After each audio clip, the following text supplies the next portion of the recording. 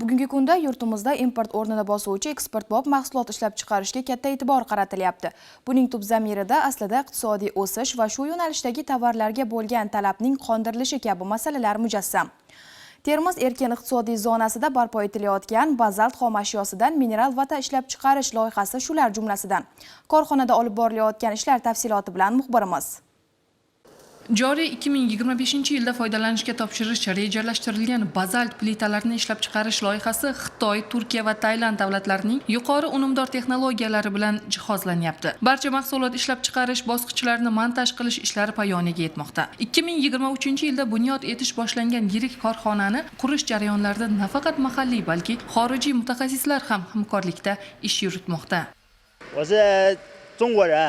Men Xitoylikman. Shartnoma asosida O'zbekistonga keldim. Hozirgi kunda ushbu korxonada bazalt xom ashyosidan qurilish materiali ishlab chiqarish uchun texnologik jarayonlarni montaj qilish ishlari bilan shug'ullanyapmiz. Aynan men bu zamonaviy texnologiyadagi qozon uskunasini o'rnatish bo'yicha mutaxassis sanalaman. Bugungi kungacha mehnat qilayotgan jamoa bilan birgalikda bu katta qozonni elektr energiya tarmog'iga sifatli ulab, ish jarayoniga tayyor holga keltirdik. Endigi galdagi vazifa esa qozonni quritishdir. Shuni ham alohida ta'kidlamoqchimanki, mazkur xorijiy texnologiya to'g'ri tanlangan, chunki bu texnika energiya tejamkor sanaladi. Menga bu yerda mehnat qilish yoqdi, chunki jamoa inoq, bilimli va yaxshi mutaxassislar ko'p ekan. Men Surxondaryoda mana shunday yirik korxonani barpo etishda o'z hissamni qo'shayotganimdan juda ham xursandman.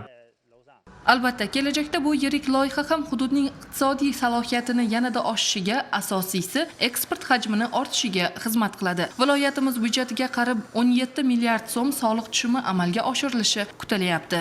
Ushbu zavodda kelajakda 320 dan ziyod ish o'rni yaratiladi. Bundan tashqari shu 30 ming tonnadan ziyod mahsulot ishlab chiqariladi. Shuningdek, ushbu zavodning loyihasi 26 million dollardan oshyapti bugungi kunda. Ushbu zavod kelajakda ishga tushgandan keyin ushbu maxsus iqtisodiy zona hududida bo'lganligi uchun prezidentimiz qaror va farmonlari bo'yicha katta imtiyozlar berilyapti. Jumladan shu 10 million dollardan oshayotganligi uchun bularga soliq turlari bo'yicha foyda solig'i, yer solig'i, mulk soliqlari bo'yicha imtiyozlar berilib, o'sha 10 milliondan oshganligi uchun bularda 26 million dollar loyiha imtiyozlari amalda foydalanish imkoniyatiga ega. Bu esa to'g'ridan to'g'ri ushbu korxonalarda iqtisod qilingan o'sha imtiyoz natijasida iqtisod qilingan mablag'larini to'g'ridan to'g'ri yanada zavodni rivojlantirish, kengaytirish imkoniyatini yaratib beradi. Ushbu bazalt zavodiga eng yaqin hududda joylashgan xalqaro iqtisodiy zonasi bor. Ushbu hududda ham hozir juda ko'p davlatlardan kelib biznes hamkorlik qilish uchun tadbirkorlar kelyapti. Ushbu tadbirkorlar bilan suhbat jarayonida ushbu bazalt plitalarini ham kelajakda katta miqdorda sotib olish bo'yicha qiziqishlar bildiryapti. Termiz erkin iqtisodiy zonasidagi bu biznes subyekt tomonidan yiliga 17 million AQSh dollari hajmida import o'rnini bosish va 5 ta xorijiy davlatlarga 5 million AQSh dollari qiymatda mahsulot ishlab chiqarish rejalashtirilgan. Loyihaga 3 gektar yer maydoni ajratilgan.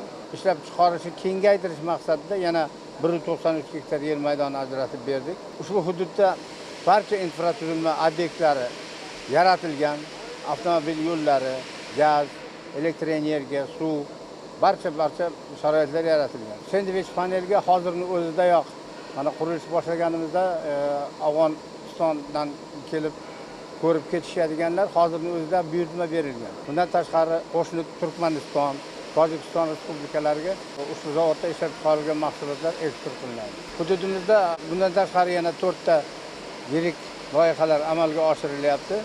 Denov hududimizda, Denov qo'zichoqli hududimizda 13 ta loyiha amalga oshirilmoqda. Boshida 2 ta, jami 19 ta loyihalar amalga oshiriladi. Shundan 8 tasini bu yil ishga tushirish harakatidamiz. Har bitta ishlab chiqariladigan mahsulot, har bitta loyihamiz ham eksportga yo'naltirilgan mahsulotlar ishlab chiqaradi. Mazkur yangi korxona 2025-yilning birinchi yarmidan boshlab qurilish sohasida mahalliy xom ashyodan mahsulot ishlab chiqarishni boshlaydi. Albatta, qo'yilgan vazifalarning amalga oshirilishi mamlakatimiz sanoat sohasini rivojlantirish, ishlab chiqaruvchilarni qo'llab-quvvatlash, Pirovardida esa mahalliy bozorni o'zimizda ishlab chiqarilgan yuqori sifatli tovarlar bilan to'ldirish imkonini beradi.